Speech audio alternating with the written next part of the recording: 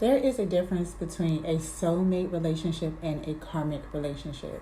So, if you want to learn more about the differences between the two, or maybe you just want to know if you're in a relationship that is a soulmate partnership or a karmic partner, continue to watch this video because I'll be sharing the differences between the two, and I actually will be sharing the signs that you can look out for so you can understand what type of relationship you're currently in now.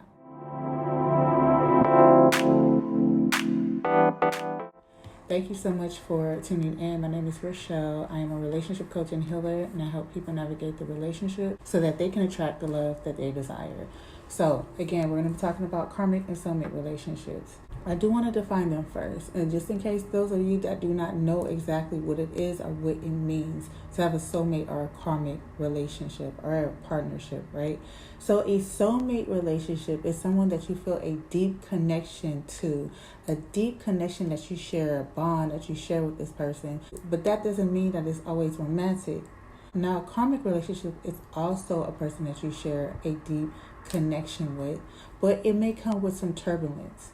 And what I mean by that is that you may experience a lot of toxicity in the relationship. Likely that is a karmic relationship that you're in.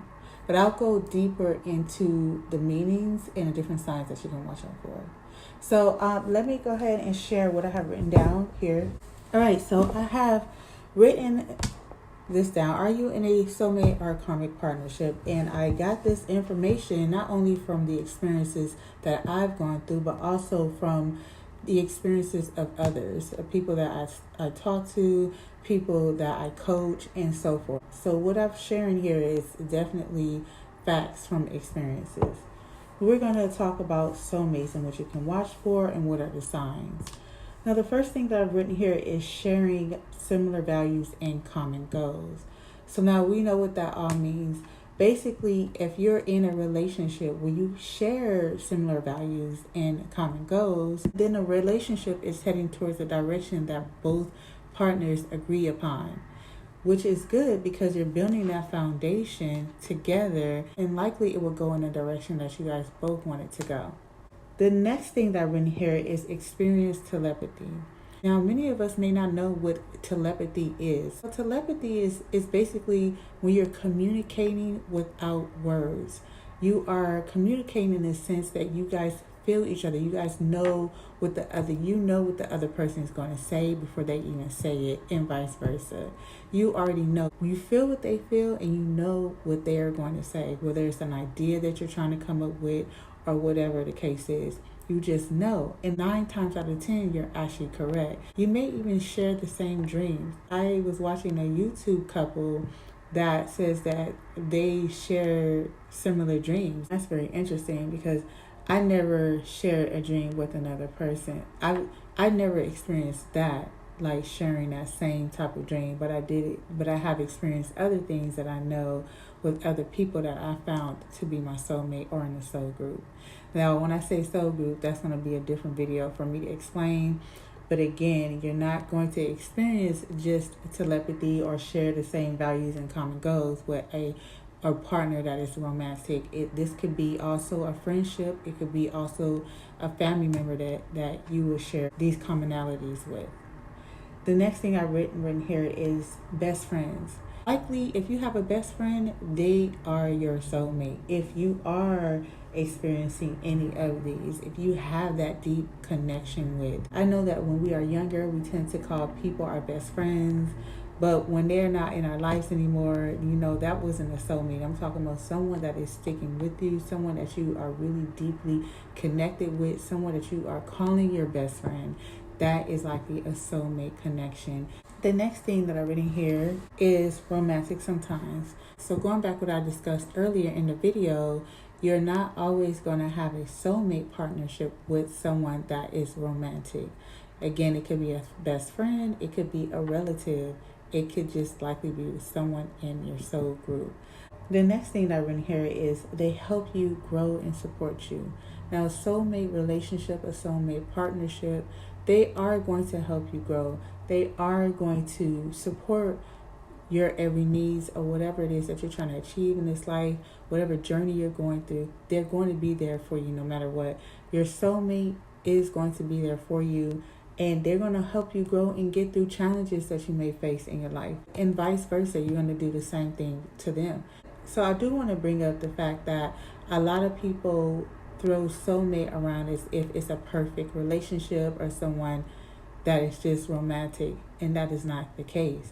Again, it could be a different type of person that's in your life that is not romantic, and also you can go through a lot of ups and downs and a lot of challenges with this person as well. The difference with a soulmate is that you're sticking through it with this person. You're not giving up because of that bond that you have with each other. The next thing that I've written here is just, you just know it. You just know intuitively, you know that this person is your soulmate. Like, have you ever came across someone that's just like, even if you guys argue, it's like you guys come back to each other. It may be things that you might go through that could be like a disagreement or something like that. You don't continue to dwell on it. You talk and you communicate through your problems and your issues. And the last thing I've written here is you are naturally compatible with that person. Again, it goes back to having that deep connection with, and the type of interest that you may have. It doesn't have to be on point, like the exact same interest, but there's similar interests, values are similar, your goals are similar as well. Like you guys are heading towards similar paths in life. So it's like a natural compatibility. And so if you're experiencing all of this with someone, then likely you are experiencing a soulmate relationship. Let's move on to karmic relationship. So, as I stated in the beginning, karmic relationship is not always bad, right? It is not always negative, but I'm going to get the rocky parts out the way. So we have red flags. The first one is red flags. You may be someone that you, in the beginning, it seems like, oh my gosh, I love this person. I'm so connected. We are soulmates. It may feel like a soulmate relationship. You may say that in the beginning of your relationship. But you start to see red flags. You start seeing things that you question a lot. But then you ignore it. And this is because you feel that deep connection with them. So you ignore the red flags. And so you just push it to the side. The next thing you experience is a lot of intensity with this person. And what I mean by experiencing a lot of intensity is that you may face a lot of drama in your relationship, a lot of cheating or lying in a relationship. As you ignore the red flags, this is where the intensity comes in at.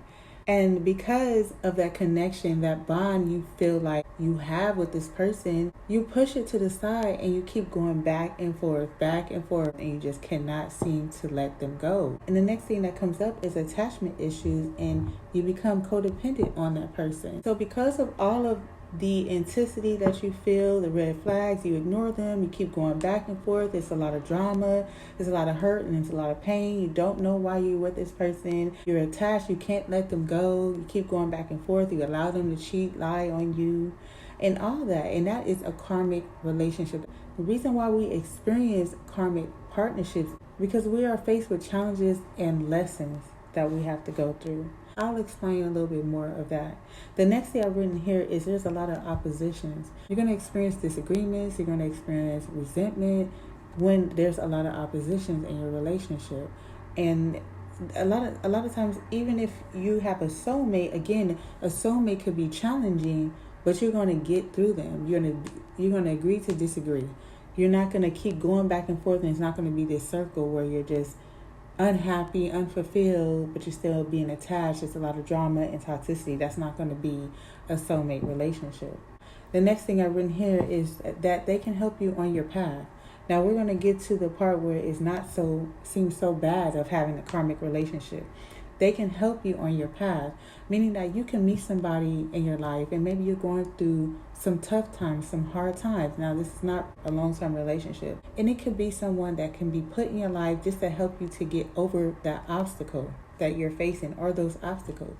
It could be a counselor that can help you. And that is called a karmic relationship because they are here to help you. And once they have done their job, they're not in your life anymore. So what I was mentioning just a few ago, I was saying that you go through challenges and lessons with a karmic partner. Those challenges could be anything. But say like if you are in a relationship that is toxic, You're going through this relationship. You can't get away from this person. You're attached to this person. You're going to continue to go through the challenges. And until you get through this and let them go, learn how to let them go, then you will continue to go through the challenges because you have not learned your lesson and you have not learned from your mistake. You're still going in a circle over and over and over again. There can also be a karmic partner that is just here to teach you, coaches you, and or mentors you. You may need someone that is only here and they just come and go, temporary. They are just temporary in your life to help you on your path, and that is just what they're here to do, and you may not even ever see them again. So again, a karmic relationship does not always have to be bad. When you are in a long-term relationship, it can be rocky. It can be challenging, especially if you attach yourself to the relationship because you believe and you feel like this is your soulmate because of that deep connection that you have.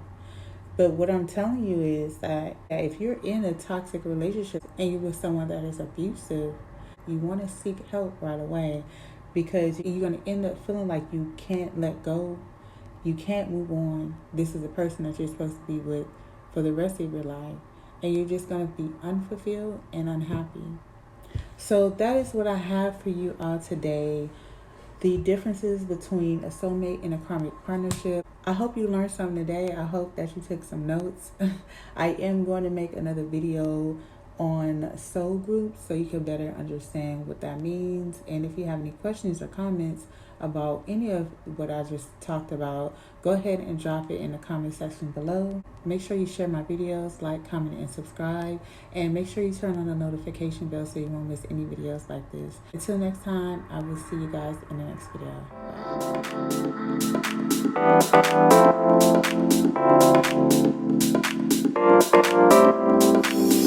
Bye.